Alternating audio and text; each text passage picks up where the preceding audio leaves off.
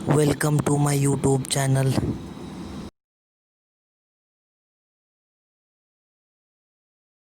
नमस्कार दोस्तों, कैसे हैं आप सभी लोग। आज हम अपने YouTube चैनल पे एक नया वीडियो बना रहे हैं। ये वीडियो होगा नया कश्मीर। जैसा कि आप सभी लोग जानते हैं, हिंदुस्तान के प्रधानमंत्री श्री नरेंद्र मोदी जी का कहना है आर्टिकल 35A और धारा 370 के समाप्ति के बाद हिंदुस्तान के विकास की मुख्य धारा में कश्मीर का भी योगदान होगा। जी दोस्तों, आज जो हम अपना ये वीडियो बनाने जा रहे हैं ये कश्मीर से संबंधित है।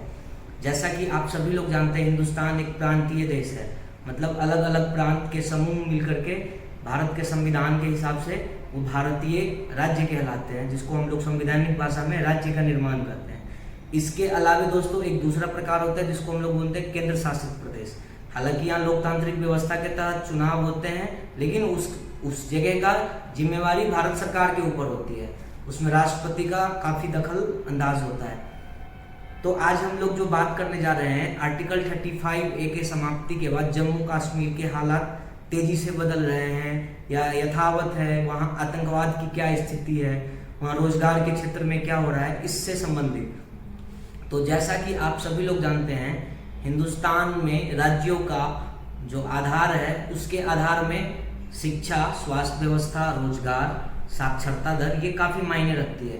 तो सबसे पहले हम लोग बात करते हैं शिक्षा के बारे में। जैसा आप सभी लोग जानते हैं, जम्मू कश्मीर काफी शिक्षित हिंदुस्तान का एक राज्य हुआ करता था, या आप उसको आज केंद्र शासित प्रदेश के भी टर्म में कह लो तो वो काफी एजुकेटेड है। कश्मीर के रीजन में तो more than 80% education literacy rate है। हायर एजुकेशन रेट भी काफी अच्छे हैं। जम्मू रीजन में उससे थोड़ा खराब है, लेकिन फिर भी वो एवरेज से ऊपर है, मतलब 70 के आसपास। अब हम लोग जो बात कर रहे हैं, आप आमतौर पर ऐसा देखते होंगे हिंदुस्तान में यूपीएससी के रैंक्स में कश्मीर के बच्चे हमेशा आपको टॉप में दिखेंगे। अभी मतलब सबसे आखिरी जो टॉपर स्टूडेंट का नाम था वो अतहर अली खान था। जैसा कि आप सभी लोग जानते हैं, उन्होंने यूपीएससी रैंक 2 पाया था। वो अभी राजस्थान कैडेट में आईएएस हैं और उन्होंने काफी अच्छा काम किया है। इसके अलावा काफी सारे नाम मिलेंगे जो आपको सिविल सर्विसेज में वहाँ के बच्चों का अच्छा योगदान है। अब हम लोग बात करते हैं धारा 370 के निष्क्रिय होने के बाद क्या कुछ वहाँ तेजी से हालात बदल रहे हैं। जैसा कि भारत के लोकसभा में कहा जाता है, सांसद में लोग बताते हैं, वहाँ के नेता आपको भाषण करते मिलेंगे। जब धारा 370 आधुनिक हिंदुस्तान के हिसाब से खत्म होना बहुत जरूरी था, क्योंकि हर एक राज्य में एक कानून होना जरूरी है। जैसा कि आप सभी लोग जानते हैं, वहाँ पे इंडस्ट्रियलाइजेशन बहुत इजीली हो सकता है, सिर्फ रोड कनेक्टिविटी को बढ़ावा देने के बावजूद। फिर भी वहाँ पे जो अड़चने आ रही थी वो धारा 370 के कारण थी। वहाँ का जो डोमिसाइल रूल था, अभी वहाँ पे नया डोमिसाइल रूल भी आया, जिसके तहत अभी तक जब मतलब आज मैं जब अपना वीडियो बना रहा हूँ तब तक तकरीबन 3.5 लाख लोगों को वहाँ की अस्थायी नागरिकता दी गई है, जिसमें सबसे पहले जो आदमी थे वो भी ब्यूरोक्रेट थे, जो अपने आप में एक बहुत बड़ी उपलब्धि की बात है। खैर, उसके लिए हम लोग अलग बात करेंगे, लेकिन मैं आपको आज बताता हूँ जम्मू कश्मीर में वाकई में तेजी से हालात बदल रहे हैं। आप जैसा सभी लोग जानते हैं, जम्मू और कश्मीर के लिए हमारे देश के प्रधानमंत्री नरेंद्र मोदी ने 2015 के श्रीनगर के स्टेडियम में 80,000 करोड़ रुपए का एक स्पेशल पैकेज का अनाउंस किया था।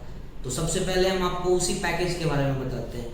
वो टोटल 17 तरह के एरिया में इन्वेस्टमेंट होना था, जिसमें टूरिज्म था, रोड इंफ्रास्ट्रक्चर थे, रेलवेज था, वहाँ पे जो फ्लड आ जाते खासकर श्रीनगर के एरियाज में, या बड़े बड़े ब्रिजेस थे, या इंडस्ट्रियलाइजेशन का पॉइंट था।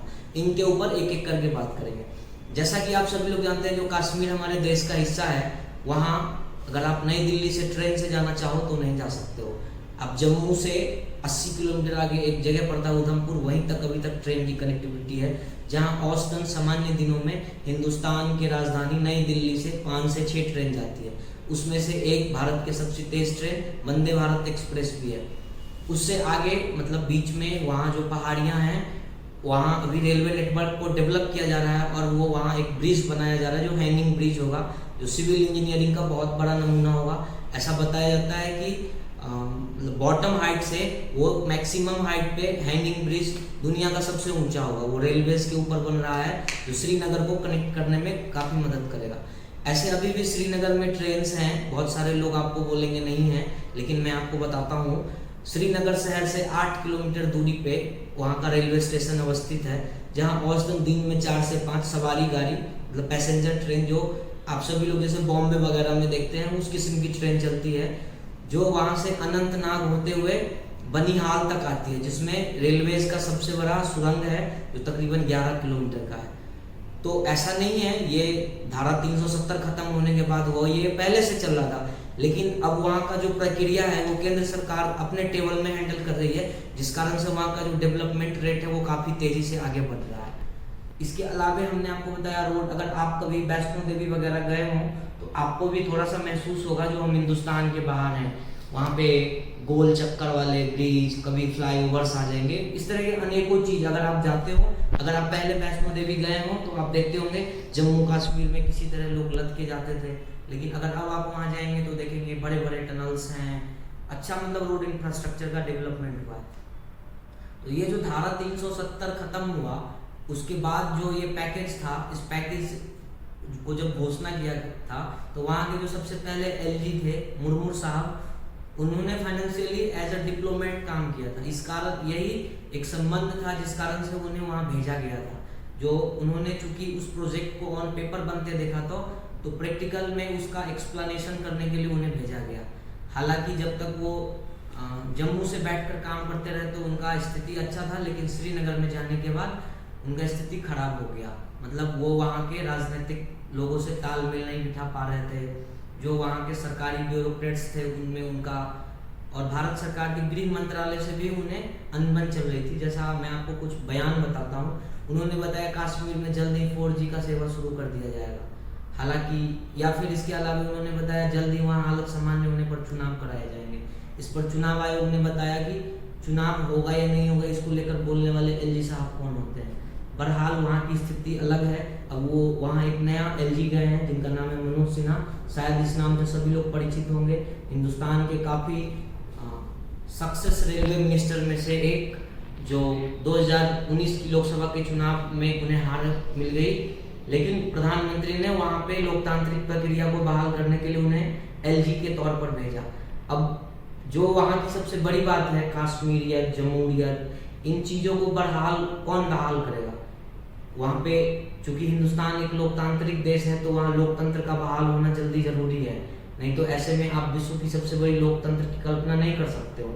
सही है, आतंकवाद को खत्म करने के लिए वहाँ आर्टिकल 35 खत्म किया गया, या वहाँ पे काफ़ी लंबे समय से डोमिसाइल रूल जो था वो काफ़ी पेचीदा था, जिसके कारण से लोगों को समस्याएं भी होती थी।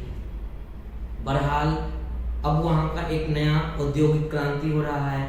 आप जानते होंगे धारा 370 खत्म होने के कुछ दिन बाद ही कश्मीर इन्वेस्टमेंट हुआ, जो श्रीनगर में आयोजन किया गया, जहां तकरीबन 75,000 करोड़ रुपए का इन्वेस्टमेंट का प्लान, जिसमें महिंद्रा या बहुत सारी फार्मेसी की कंपनियां आई, उसमें एरिया लोकेट किया गया। तकरीबन 50 lakh square feet industrial area develop किया जाएगा, जो एट प्रेजेंट अगर आप वहाँ की इंडस्ट्रियल सिचुएशंस की बात करोगे तो जो वहाँ का एक जिला है कठुआ, वहाँ पे आपको कुछ प्राइवेट इंडस्ट्रीज दिखेंगे, हालांकि वो भी MSME की लेवल में है, स्मॉल स्केल इंडस्ट्रीज है। अब वहाँ पे जरूरी है एक बड़ा बदलाव का। आपको जान करके आश्चर्य होगा, कश्मीर के बहुत सारे जिले ऐसे हैं जो शहर में रहने वाली लड़कियां जिनका विवाह कश्मीर के इंटीरियर एरियाज में होता है, वहाँ बिजली के लिए तरसती है। बहरहाल वहाँ हालात दिन प्रतिदिन बदलते जा रहे हैं और वो भी विकास के मुख्य हिस्सेदार में आते जा रहा है। जैसे अगर आप YouTube वगैरह देखते होंगे तो जो हिंदुस्तान में 18,000 दुर्गम गांवों में बिजली पहुंचाया गया है, उसमें से अकेला 3,000 गांव कश्मीर एरिया का था। आप कश्मीर वैली का, अगर आप पहले हम लोग जैसे टेलीविजन खोलते थे तो क्या सुनते थे, हमारे दादाजी न्यूज़ देख रहे होते थे, पिताजी न्यूज़ देख रहे होते थे, उसमें हम लोग सुनते थे भारतीय सेना और आतंकवादियों के बीच मुठभेड़ चल रही है। लेकिन अब वहाँ हालात तेजी से बदल रहे हैं, वहाँ के जो युवा थे उन्हें मुख्य धारा में जोड़ा जा रहा है। इससे आतंकवाद की भी गतिविधि में गिरावट आई है और आतंकवादी बौखला भी चुके हैं। इस तरह के अनेकों चीजें जो आपको आर्टिकल 35A या आर्टिकल 370 के खत्म होने के बाद दिखाई देंगे।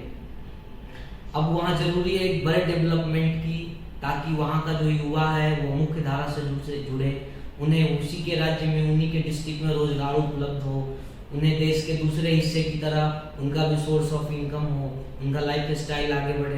मैं आपको एक उदाहरण बताता हूँ। अगर आपके कोई मित्र या जानकार कश्मीर के हों, आप उनसे पूछोगे ना, जैसे आप दिल्ली या बॉम्बे में रहते हो तो रात को 10 बजे के बाद आप सोते नहीं हो, लेकिन कश्मीर में आज भी जो युवा वर्ग के भी लोग हैं ना, वो भी 8 बजे के बाद सो जाते हैं।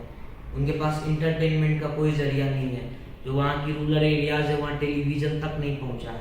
मैं ऐसा नहीं बोल रहा हूँ, मेरा कहने का मतलब ये है, जो बड़ी आबादी का क्षेत्र है, आप किसी भी चीज़ का आधार तब निकाल सकते हैं जब सपोज एक गांव है, उसमें 1000 की आबादी है। अगर उस गांव में 500 या उससे अधिक लोगों के पास टीवी है, तो आप कह सकते हैं गांव में एवरेज लोगों के पास टीवी है। वहाँ है, लेकिन वहाँ पे भी इकोनॉमिक के आधार पे लोगों के अंदर बहुत बड़ा गैप है। आशा करते हैं वहाँ पे भारत सरकार द्वारा उठाए गए कदम का बहुत तेजी से लाभ पहुँचेगा और हिंदुस्तान के तरक्की में जो भारत का शीर्ष एरिया है, मतलब जिसको हम लोग मुकुट कहते हैं, जम्मू और कश्मीर यूनियन टेरिटरी, विकास में आगे आएगा। वहाँ के जो राज्यपाल हैं, उपराज्यपाल जो भी हैं, वो वहाँ के राजनीतिक हालात का विश्लेषण कर रहे हैं। वहाँ जल्द ही चुनाव कराया जाएगा, वहाँ लोकतांत्रिक प्रक्रिया बहाल होगी और देश के मुख्य धारा से वो भी जुड़ेगा। इसके साथ ही हम आपको और भी कई चीज़ बताएंगे, जिसके लिए हम अपना अगला वीडियो बनाएंगे, क्योंकि वीडियो लंबा हो जाता है, जिस कारण से आप इतना समय नहीं दे पाते हैं। आशा करते हैं आपको हमारा वीडियो अच्छा लगा होगा। आप हमारे चैनल को सब्सक्राइब करें और बेल आइकन प्रेस करें, ताकि हमारा जो भी लेटेस्ट अपडेट आए वो आप तक पहुंचे। Thank you.